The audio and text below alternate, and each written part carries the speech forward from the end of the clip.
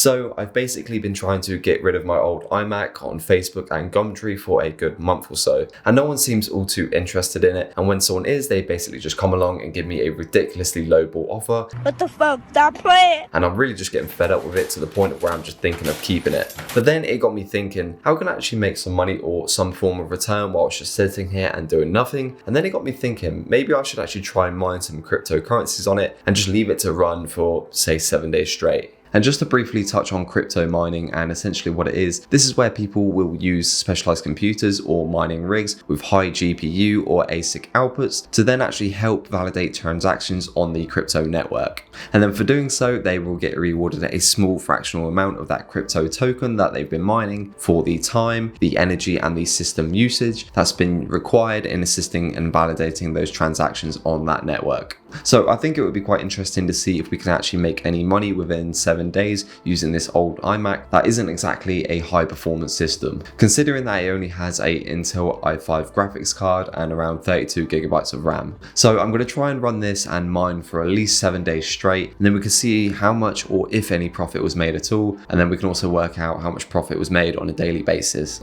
Okay, so I've already done a bit of research and watched some videos to basically just get an idea as to how all of this works. And firstly, we need to download a program called XMRig, which is going to be the program that allows us to mine on the iMac, and it also allows us to edit the code so we can actually point our mining efforts towards our crypto address and the server that we're going to be using. So as you can see behind me, we actually have the program running. So this is it here now actually starting to mine, and this is the code that I had to edit so I could obviously point it towards my Bitcoin address and the server that we're going to be using, which leads me on to the next point. And next we're obviously going to need a server to point our mining towards to, which is going to be the website Unmineable, which is perhaps the easiest to actually get started with. And this is essentially going to be the server that allows us to pick and choose all the different crypto coins that we want to mine, whether that be Ethereum, Bitcoin, Dogecoin, or even things like Shiba. So then once we've gone ahead and picked a crypto token that we want to mine, Unmineable will then actually give us a server to point to, and you put that into the code from XMRig, and then you can just go ahead and open up the program and you can start to mine from there.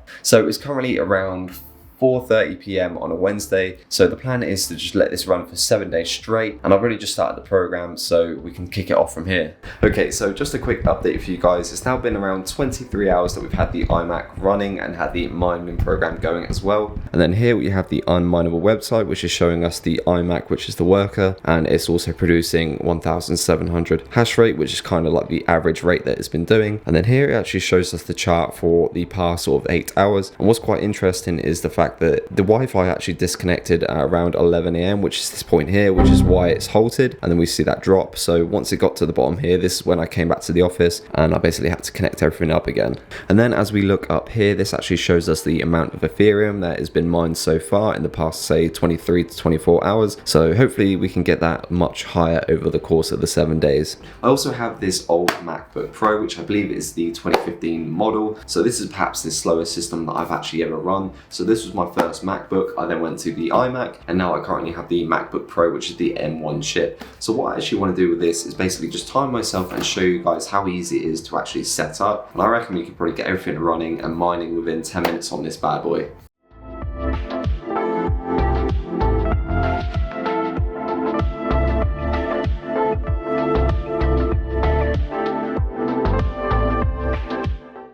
Okay, so that took me around 4 minutes and 30 seconds from start to the point of mining. That's why he's the GOAT! The GOAT! So I mean, that really does just go to show how quick and easy it is to get started. And on this MacBook Pro, I actually decided to go ahead and start mining Shiba. This way I can actually differentiate the two systems and the two different tokens that we're mining. And this way we can actually then see the different profits that we're making. So you can see Shiba there. And this way we can actually see the total profits for each token and the different systems without any sort of crossovers. Okay, so what I'm going to do is I'm going to go ahead and scrap that last part about me mining Shiba on the MacBook Pro, because it turns out that just under 24 hours, it's not actually able to mine much Shiba at all. So the plan is I'm just going to go ahead and mine Ethereum on the MacBook Pro now, and that way we can just see how much Ethereum we can make in total across the 7 days instead. Okay, so we're now down to the last 24 hours, and I've decided that I'm going to go ahead and add in a new recruit to the mix, which is going to be my daily, the M1 MacBook Pro. And now that I've got it up and running and now mining, it's actually showing a much higher hash rate than the iMac and the old MacBook Pro put together. But I'll tell you what, but this thing is actually starting to kick out a lot of heat, which I mean surely can't be good for long periods of time. And as I've just looked into it, running a CPU for long periods of time can actually be really damaging, especially if you are running it at 100%, which it currently is. And this can also shorten the life of your CPU. So personally, I would only recommend doing this on either a used or old computer system that you won't mind so much if it starts wearing down. So it's now officially been 7 days since I started this challenge, and I started mining here on the iMac, which means I can now actually stop mining and turn off just to give it a rest. And because I went ahead and introduced the old MacBook Pro and the new M1 MacBook Pro as well into the mining efforts, I can't exactly go ahead and tell you guys which system actually produced the most and mined the most, but I can tell you which one actually contributed the most in terms of time. Okay, so we managed to mine a total of roughly 0.0024 Ethereum, which works out to be a whopping 39 cents. And then we also managed to mine 755 Shiba, which came from the old MacBook Pro that I left to run for 24 hours. And then this works out to be a wealthy 1 cent.